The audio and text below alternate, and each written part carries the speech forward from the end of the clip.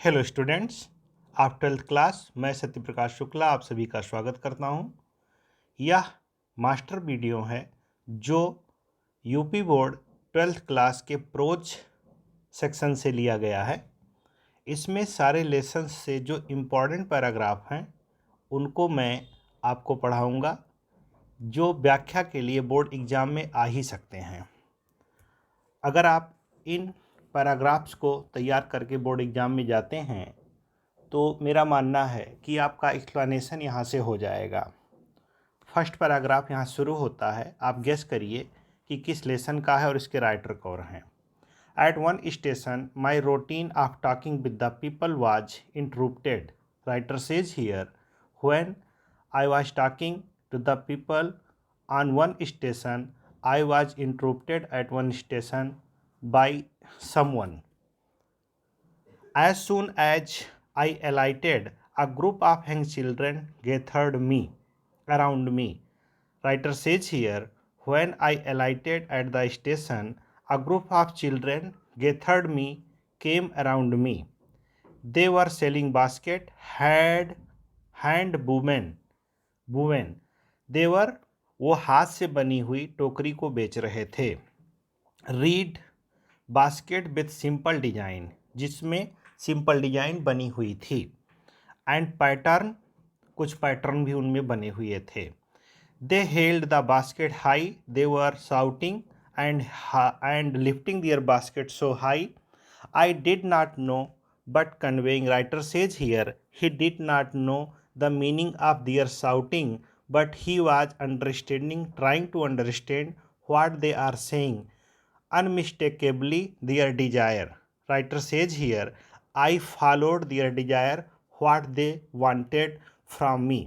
Lesson name, A Girl with a Basket, and the writer name, William C. Douglas. When you write reference in the examination, you should write this paragraph has been taken from the lesson A Girl with a Basket, written by William C. Douglas. Next paragraph. They were poor people. To start with, they were poorer as they began their long trek. समझ में आया किस lesson का है? Lesson का नाम a girl with a basket and writer name William C Douglas. Writer says here, when the people started to coming India from Pakistan, they were poor and they became poorer day by day in the journey in their track. For all they could carry was a bit of food and a few belongings. When they started their journey, they had nothing more goods. They could carry some goods for food and some belongings. जब वो लोग यात्रा अपनी शुरू किए बंटवारे के समय पाकिस्तान से इंडिया आने में या इंडिया से पाकिस्तान जाने में, तो यहाँ पे इंडिया की बात हो रही है वैसे, तो उनके पास बहुत ज़्यादा सामान नहीं था। वो कुछ सामान लेकर के ही अपनी यात्रा शुरू करते हैं। वो गरीब होते हैं और रास्ते में गरीब होते चले जाते हैं। उनके लाए हुए सामान में खाने का सामान और कुछ ज़रूरत की चीज़ें ही होती हैं और रास्ते में वो गरीब हो जाते हैं। वास्तव में वो गरीब थे भी। Soon they were out of food. Writer says here, their food ended in the way because from Pakistan to India a long journey. A few days after they started, they began to fall by the wayside from the weakness of hunger and died where they fell. Writer says here, their food was ended after some days when they started their journey, and cause of not food they had, they fell down in the way and they died there. खाना ना होने के कारण वो रास्ते में गिर जाते हैं और जहाँ पे गिरते हैं वहीं पे मर जाते हैं, क्योंकि रास्ता लंबा था और उनके पास खाने को कुछ नहीं था। वो कमजोरी से, भूख से रास्ते में मर जाते हैं। राइटर का नाम विलियम सी डगलस और लेसन का नाम है अ girl with a basket. Next. The most diligent, aggressive bender was a beautiful girl of 9, right in front of me. Writer says here, before me, many children were selling basket, but among those children, most diligent and aggressive girl that was only 9 years old. हमारे सामने बहुत सारे बच्चे टोकरी बेचने के लिए आए, अपना सामान बेचने के लिए आए, लेकिन उसमें जो सबसे मेहनती, सबसे आक्रामक विक्रेता थी, वो एक सुंदर बालिका थी जो 9 साल की थी, मेरे सामने खड़ी थी. She had a lovely basket with handle. She carrying a basket that was very lovely, and in that basket there was a handle, and she wanted a rupee and half for it. 9-year girl wanted only a rupee and half for her basket and wanted to sell her basket to me about 30 cents. लगभग 30 cents वो चाहती थी. She was an earnest pleader. वो ऐसे स्वर में बोल रही थी, रिक्वेस्टिंग मोड में बोल रही थी, लगन से बोल रही थी कि किसी के भी दिल को पिघला सकती थी.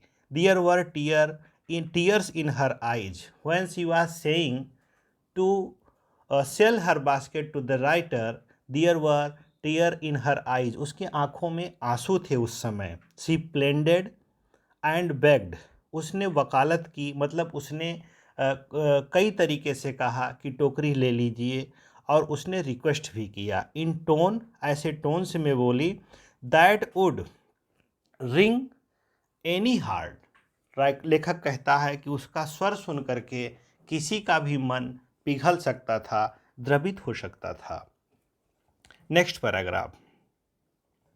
This beautiful child born in squalor and poverty.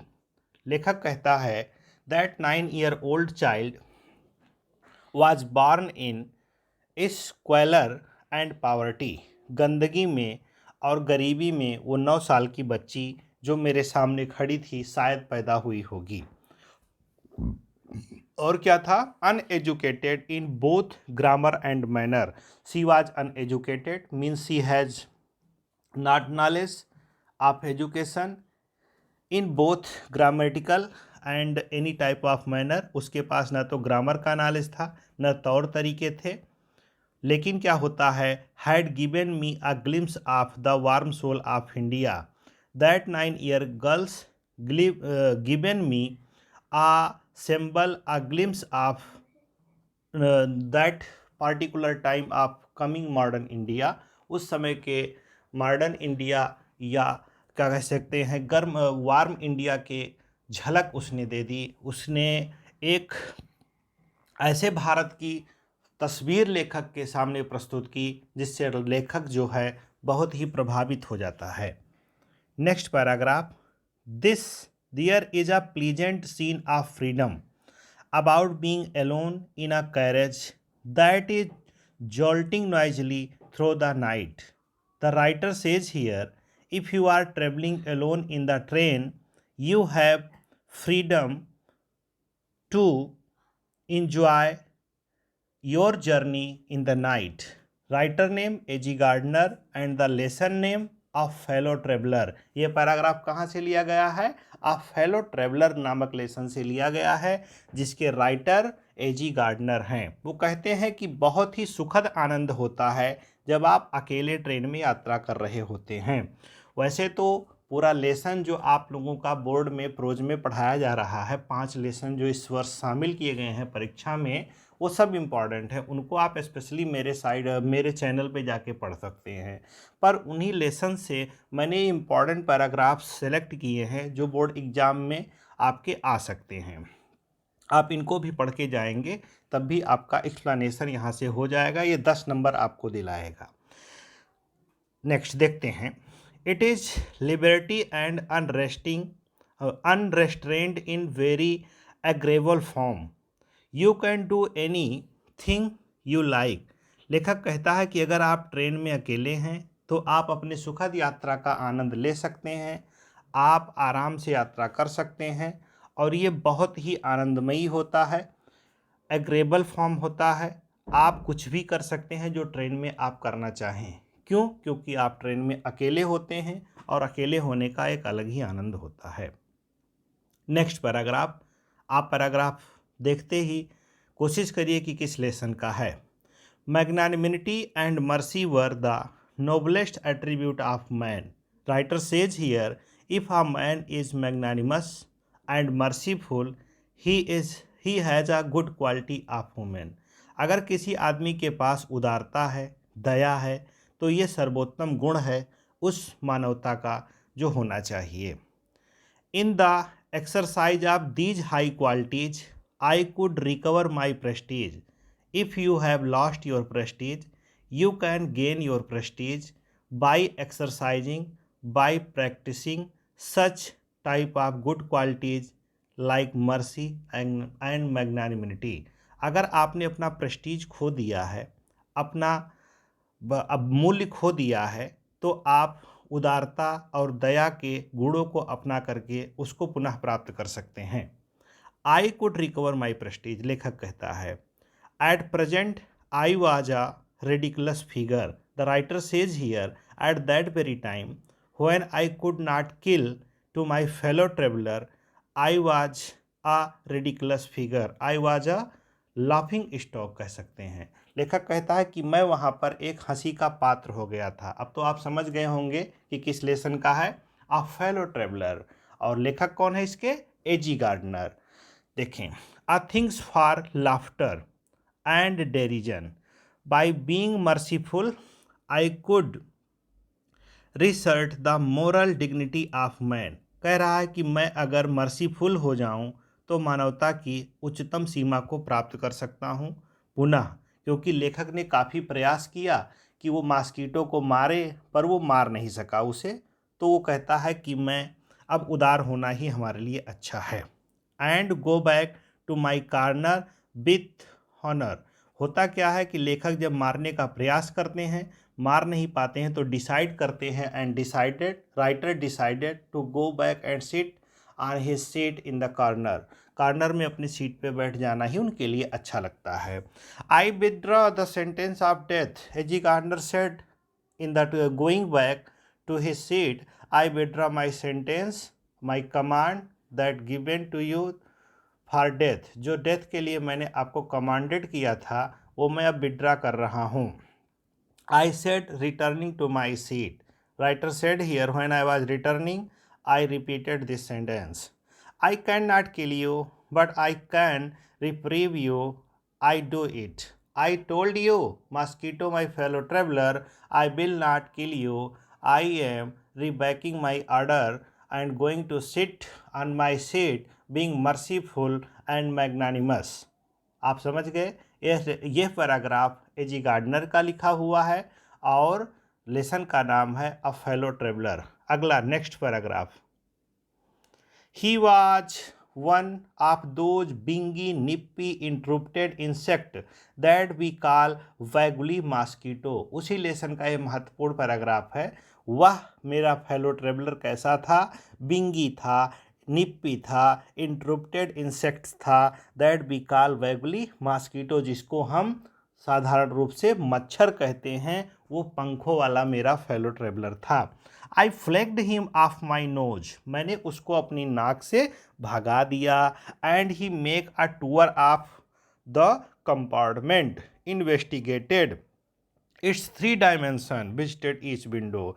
मैंने जब उसको भगाया तो वो उड़ा और पूरे कंपार्टमेंट का इन्वेस्टिगेशन किया। 3 डायमेंशन में उसने उड़ान भरी, प्रत्येक विंडो पे गया, फ्लटर्ड राउंड द लाइट, और लाइट के किनारे फड़फड़ाया भी। Decided that there was nothing interested as the large animal in the corner came and had a look at my neck. The mosquito when he flew in the compartment, he visited each window, he visited surrounding the lamp, he visited in the whole compartment, but he could not find anything interested as I was interesting for him, so he came again and sit my neck. लेखक कहता है कि वो मेरे पास आया और पुनः मेरे नेक पे बैठ गया, वहाँ बैठना ही उसको सबसे अच्छा लग रहा था। लेखक कौन है इस लेसन के? एजी गार्डनर। और लेसन का क्या नाम है?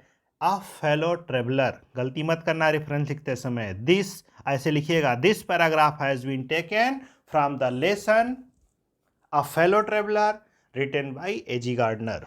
Next paragraph, you must try therefore to find out what is required of you in this generation। Paragraph किस लेसन का है गेस करिए, मैं पढ़ा रहा हूँ।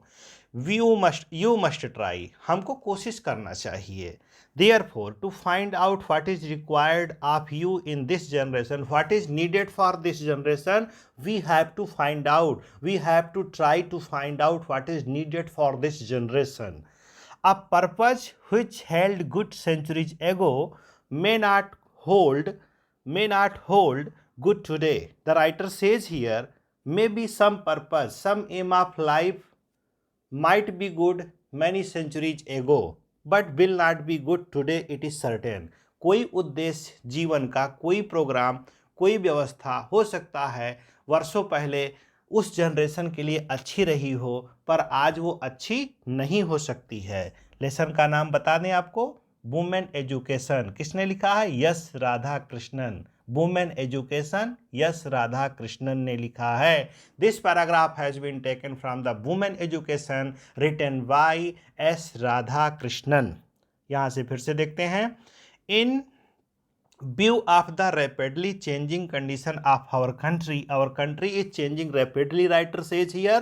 so in the changing condition, if we view, अगर हम यहाँ पर दृष्टिकोण बनाते हैं, and of the word, और वर्ड को भी अगर मैं अपने दृष्टिकोण में लेके चलता हूँ, so the purpose which you adopt in your life must be adapted to the relevant need of the present generation। if you are going to get education in the school or any institute or any college anywhere, you should adopt the purpose of your life that will be beneficial for this generation, for your country, for your life, for your family and for the world also।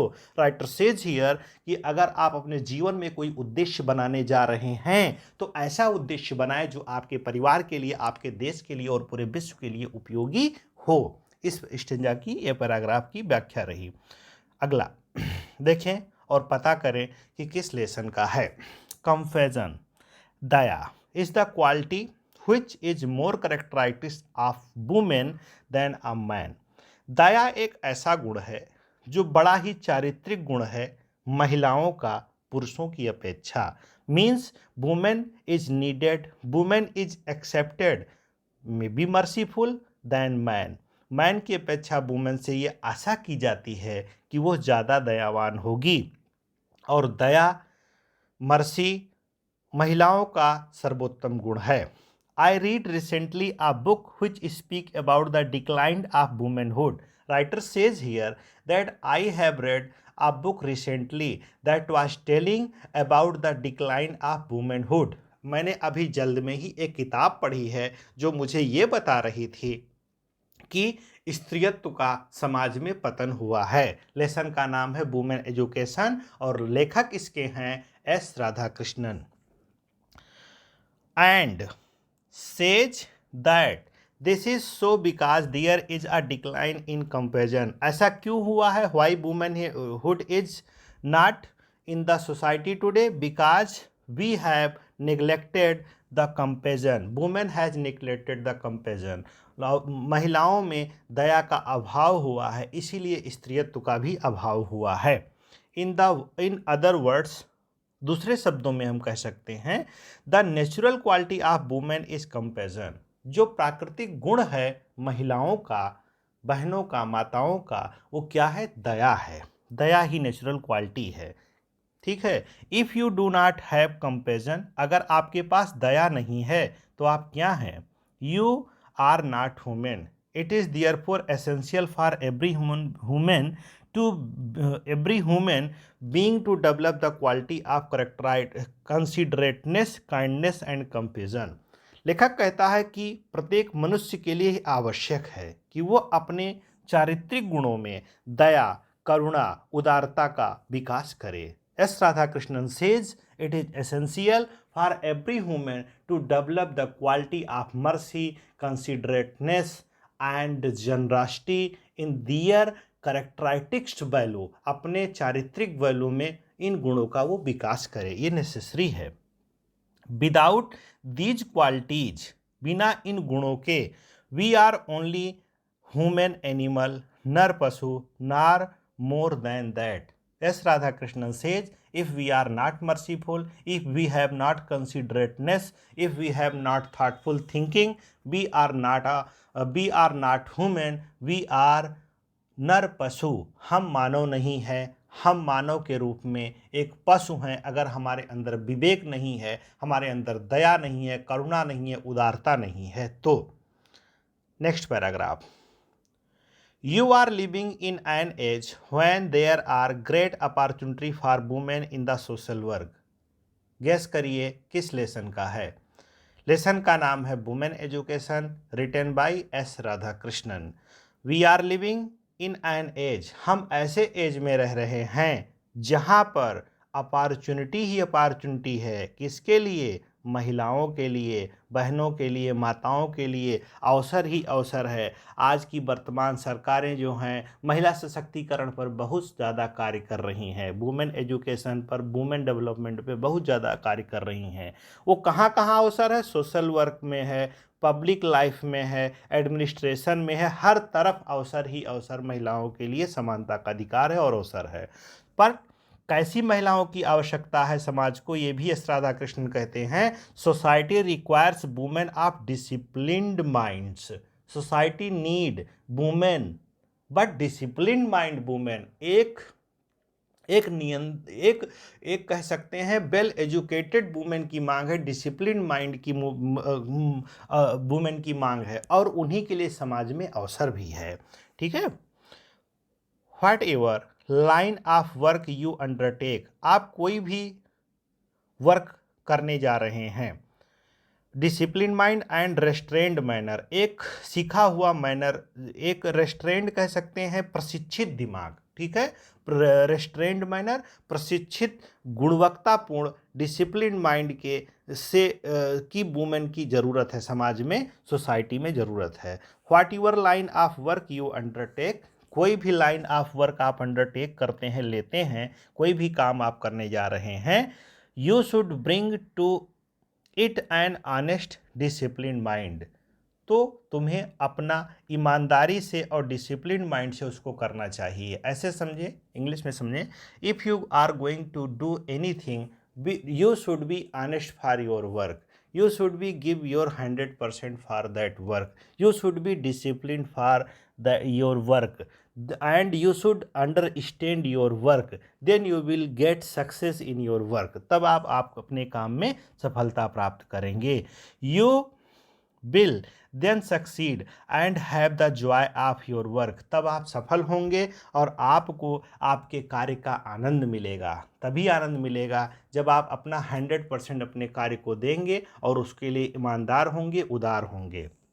अगला paragraph, we have heard that the chief purpose of education is not merely the acquiring of a skill or information but the initiation into a higher life, initiation into the world which transcends the world of space and time।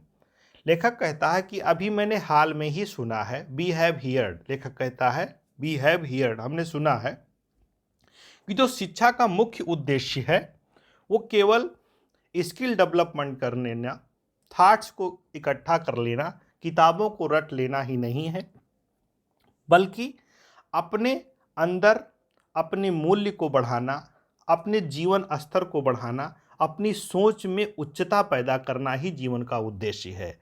आपने भारतेंद्र हरिश्चंद्र का नाम सुना, उन्होंने भी कहा कि आत्म साक्षात्कार करना ही शिक्षा का मुख्य उद्देश्य है। Writer says here, if you are going to school, it is not only necessary to learn the book, to cram the book. To cram the book means to याद करना, कह सकते हैं कि किताबों को याद कर लेना, and learn the facts, learn the thoughts, learn the question answer. It is not only to be education या to be educated for any student. If you are going to the institution, you should develop your moral value, you should develop your higher quality of life. It should be the aim of education. यही शिक्षा का उद्देश्य होना चाहिए. If we have such type of aim of education, we are good. ठीक है. Initiation into the word which transcend the word of space and time. शिक्षा का मुख्य उद्देश्य यह है जो आपको साल्वेशन प्रदान करे, मोक्ष प्रदान करे, जो इस संसार से परे भी कोई दुनिया है उसका आभास करा दे. राधा कृष्णन ऐसा कहते हैं. दो the latter inform and animates the farmer, ताकि आप अपने आप को आगे उच्चता की तरफ बढ़ा सकें, निम्नता की तरफ से आगे बढ़ सकें. That has been the main purpose of education. Education का मुख्य उद्देश्य यही होना चाहिए कि प्रत्येक व्यक्ति के जीवन में जो एजुकेशन ग्रहण करता है उसके जीवन में उच्चता आए. Those who are getting education should be higher thinker, should be higher characteristics, should be higher developer of good qualities. It is main purpose of education. It should be main purpose of education. Next, in ancient times our women had the ceremony of उपनयन performed. प्राचीन काल में हमारी महिलाओं का भी, हमारी बच्चियों का भी उपनयन संस्कार होता था. Our women in ancient time was given उपनयन performance. They were entitled a study of Veda. Women were allowed to study of Veda in ancient time. They were also entitled to chanting the Gayatri Japa. In ancient era, women are allowed, are given the authority to claim the Gayatri Mantra. Gayatri मंत्र जपने का भी प्राचीन काल में हमारी माँ बहनों को अधिकार था. All these things were open to our women in ancient time to chant Gayatri Japa, to learn Veda, to do anything were allowed to the women. But our civilization became arrested, and one of the main sign of the decay of our civilization is the subjection of women. लेकिन हुआ क्या?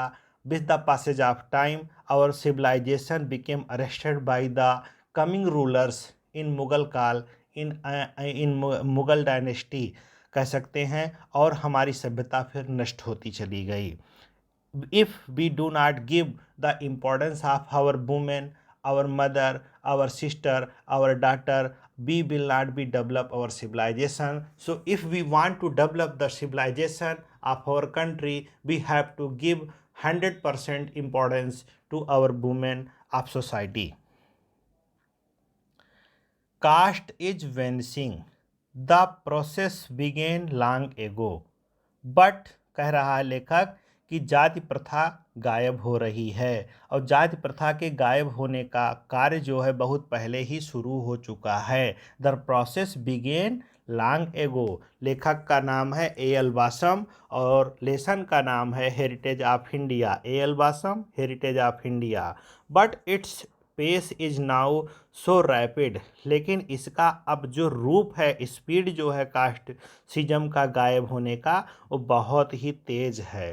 That the more objectionable feature of caste may have disappeared within a generation or so. A.L. Basam guessed here that the casteism will be disappeared from our society maybe in 1 or 2 generation because its speed is so high. The old family system is adapting itself the present day condition. Old family system is also changing in our society and adapting the present day condition system. In fact, the whole face of India is altering. A.L. Basam says here, in fact, that the face of our country is changing. Altering means changing. But the culture tradition continues. But we are not changing our culture. We are not changing our tradition. It will be continue. And it will never be lost. Our tradition, our culture will not be lost, but the casteism, but the untouchability are changing, and it will disappear in 1 generation or 2 generation. Next, the change and graciousness of India way of life will continue. The writer says here, जो change है और जो परिवर्तन है कह सकते हैं, और जो भव्यता है भारतीय जीवन शैली की, ये लगातार बनी रहेगी। लेसन का नाम इस पैराग्राफ के क्या है? Heritage of India. और लेखक कौन है? L Basham. Never much affected it may be to the labour saving devices of the west. जो हमारा जीवन शैली है वह पश्चिम देश से आई हुई मशीनीकरण के द्वारा बहुत ज़्यादा प्रभावित नहीं होगा। Our life style will not be affected very much by the coming labour saving devices from the west, writer says here. People will still love the tale of the heroes of Mahabharat. Our Indian people will always love the hero and heroine of the Mahabharat and Ramayana and the love of the Dushyant and Sakuntala, Purva and Urvasi. The writer says here, these granthas, these heroes will be respected in all coming generations in the future, but India is changing now.